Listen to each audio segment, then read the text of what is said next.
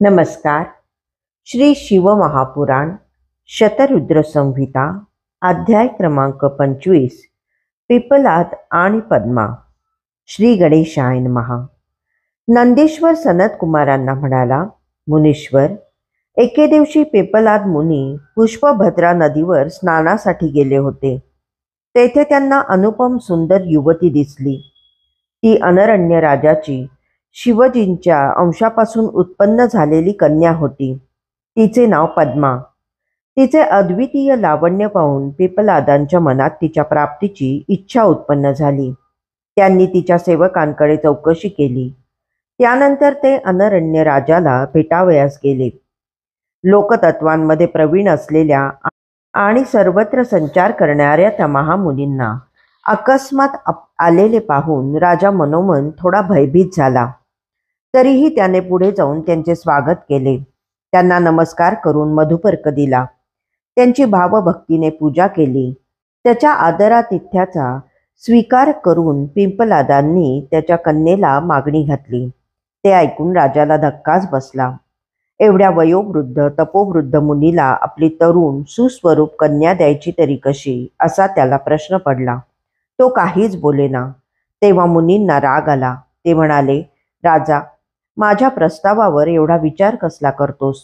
तुझी कन्या मला भक्तिपूर्वक अर्पण कर, अन्यथा मी तुझ्यासह तुझे राज्य भस्मसात करीन.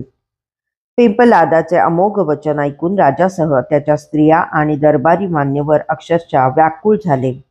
राजाच्या दुःखाला पारावारच नव्हता. सर्वांनी त्याची कशीबशी समजूत काढली. शेवटी आपल्या राज्याचे आणि प्रजाजनांचे रक्षण व्हावे म्हणून राजाने पद्माचे सालंकृत कन्यादान केले.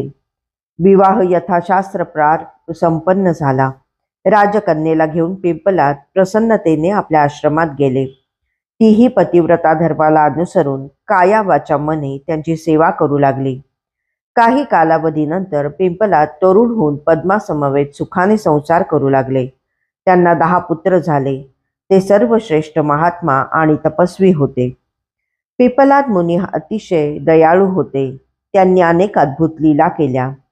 त्यांनी कधीही निवारण न होणाऱ्या शनीची पीडा हरण करण्यासाठी लोकांना असे वरदान दिले की कोणत्याही शिवभक्ताला जन्मापासून 16 वर्षापर्यंत शनेश्वराची पीडा होणार नाही. या माझ्या वचनाचा जर शनीने अनादर केला तर तो भस्म होऊन जाईल. त्या तपस्व्याच्या आज्ञेचा शनीला आजही धाक आहे.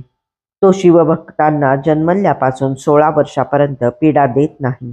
हे महाप्राज्ञ, गादी, कौशिक आणि पिपलाद हे 3 महामुनी शनी प्रकोपाने उद्भवणारी पीडा दूर करणारे आहेत, म्हणून त्यांचे नेहमी स्मरण करावे.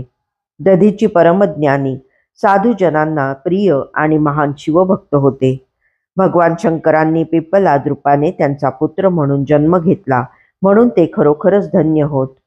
जो मनुष्य पिंपलादाचे व पद्मेचे हे चरित्र श्रवण पठण करतो, त्याचे सर्व मनोरथ पूर्ण होतात.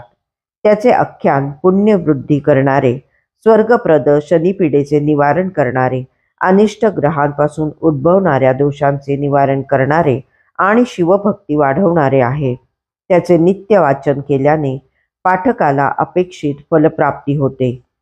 अध्याय 25 समाप्त.